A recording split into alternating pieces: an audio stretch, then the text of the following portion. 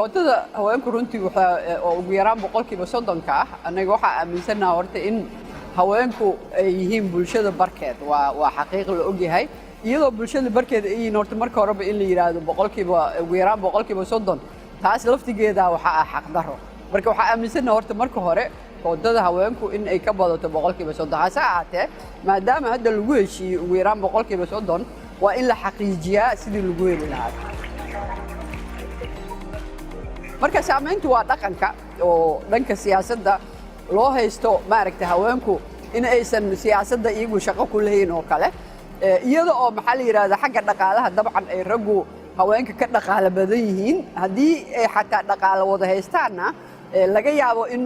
ninku uu gurigiisa intuu gado inuu ku tartamo laakiin aysan ka suuroobayn hooyada inay guriga carruurteeda ay ku hooyanayeen inay iibiso si ay iyadu siyaasad ugu gasho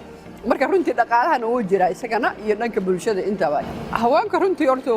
haweenku waa bulshada Soomaaliyeed udub dhaxaadkooda waa ummadda Soomaaliyeed iyo astaanta qarannimo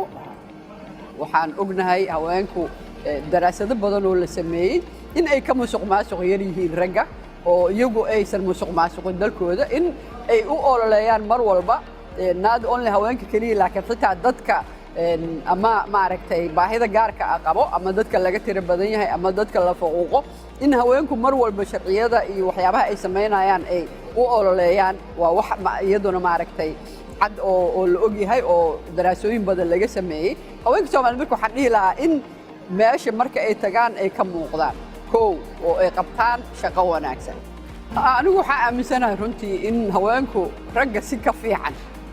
ay u qaban karaan xag siyaasadeed iyo xag maamul intaba marka waxaan qabaa hadii haween ay ku jiri lahaayeen Soomaaliya sidaan si ka fiican ayay noqon lahayd horumar ka fiicanna waa la gaari lahaa